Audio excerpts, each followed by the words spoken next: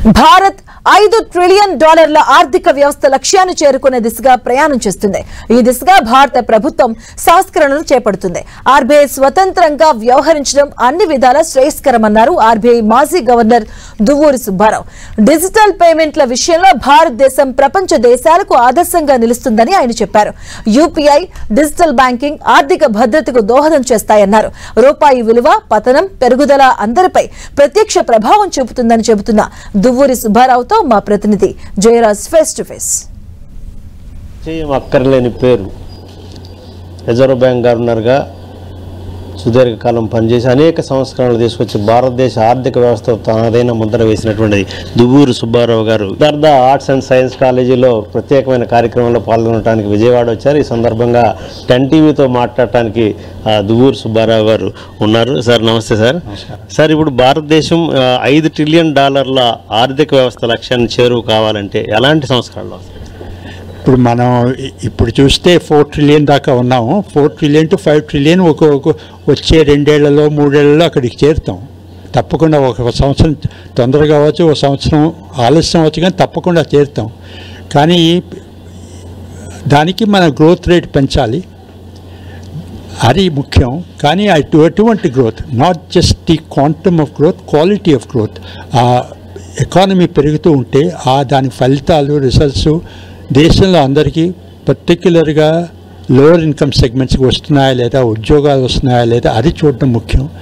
దానికి కావాల్సిన reforms government వాళ్ళకు, మనం ఫర్ ఎగ్జాంపుల్ నిన్ననే లేబర్ కోడ్ ఇంప్లిమెంట్ చేశారు. చాలా రిఫార్మ్స్ కావాలి. ఇంకాను ముఖ్యంగా గవర్నెన్స్ రిఫార్మ్స్ కావాలి. ఏదో ఢిల్లీలో మోడీ గారు చెప్పడం కానీ, స్టేట్స్లో చీఫ్ మినిస్టర్స్ మన చంద్రబాబు నాయుడు గారు కానీ, రేవంత్ రెడ్డి గారు కానీ చెప్పడం కాదు. At the frontier level governance జరుగుతుంది, ఈజ్ ఆఫ్ బిజినెస్ ఎట్లా ఉంది అని చూడాలి, అది ముఖ్యం అండి. సార్, ఇప్పుడు ఈ ఆర్బీఐ స్వతంత్రత పైన ఎప్పుడు కూడా చర్చ జరుగుతూ ఉంటుంది కదా సార్, దానిపైన ఈ ప్రభుత్వ విధానాలు, ఆర్బీఐ నిర్ణయాల మధ్య సమతుల్యత ఎలా ఉంటుంది? ఇప్పుడు ఆర్బీఐ స్వతంత్రత మూలంగా ఎప్పుడూ చర్చ జరుగుతూనే ఉంటుంది, అది జరుగుతూనే ఉంటుంది. మన దేశంలోనే కాదు, అన్ని దేశాల్లోనూ ఇప్పుడు చూస్తున్న వాళ్ళు, ట్రంప్లో, అమెరికాలో కూడా ఈ చర్చ జరుగుతూనే ఉంటుంది. ఆర్బీఐ స్వతంత్రంగా ఉండడం చాలా ముఖ్యం. ఎందుకంటే అసలు ఇటువంటి సెంట్రల్ బ్యాంక్స్ ఎందుకు పెట్టారు? పాలిటీషియన్స్కి, గవర్నమెంట్స్కి కొంచెం దూరంగా ఉండి టెక్నోక్రాట్స్ నడపాలి ఈ సంస్థల్ని, పొలిటికల్ ఇన్ఫ్లుయెన్సెస్కి దూరంగా ఉండని చెప్పేసి.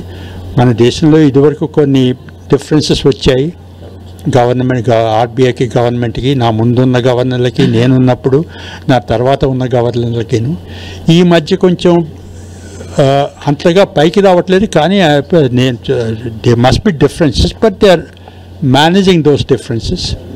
ఆర్బీఐ స్వతంత్రంగా ఉండడం చాలా మంచిది. అది ముఖ్యంగా గవర్నమెంట్ రియలైజ్ చేయడం ఇంకా ముఖ్యం. ఈ డిజిటల్ పేమెంట్లు, యూపీఐ, డిజిటల్ బ్యాంకింగ్ వంటి మార్పుల్లో ఆర్థిక భద్రత పైన ఎలాంటి ప్రభావం చూపుతుంది? There are some things that India has done, మన చాలా గర్వకారణం. అటువంటి వాటిలో ఒకటి యూపీఐ. ఎందుకంటే చాలామంది విదేశాల్లో ప్రయాణాలు చేసిన విదేశాలు వెళ్ళిన వాళ్ళు, అక్కడ ఉన్న వాళ్ళకి తెలుసు మన యూపీఐ లాంటిది.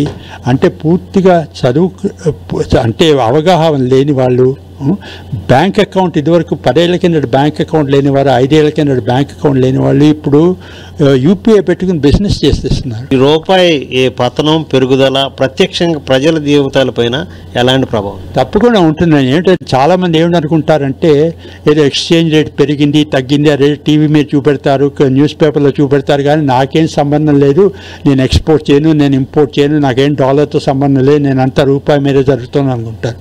కానీ అది కరెక్ట్ కాదు. ఎందుకంటే ఎక్స్చేంజ్ రేట్ మన అందరి మీద ఇంపాక్ట్ ఉంటుంది. ఇవాళ ఇప్పుడు ఎక్స్చేంజ్ రేట్ పెరిగిందనుకోండి, రూపాయి డిప్రిషియేట్ అవుతే దాని మూలంగా ఆయిల్ ప్రైస్ పెరుగుతుంది. మనం ఆయిల్ ఇంపోర్ట్ చేస్తాం, ఆయిల్ ప్రైస్ పెరిగితే దాని మూలంగా ప్రతి ప్రైస్ పెరుగుతుంది. భారతదేశ ఆర్థిక వ్యవస్థలో అనేక మార్పులు రాబోతున్నాయి. దీనికి సంబంధించినటువంటి అన్ని రకాల అధ్యయనాలు జరుగుతున్నాయని చెప్పేసి ఆర్బీఐ మాజీ గవర్నర్ దువ్వూరి సుబ్బారావు గారు పేర్కొన్నారు. కెమెరామెన్ నాగరాజ్తో జయరాజ్, 10 టీవీ, విజయవాడ.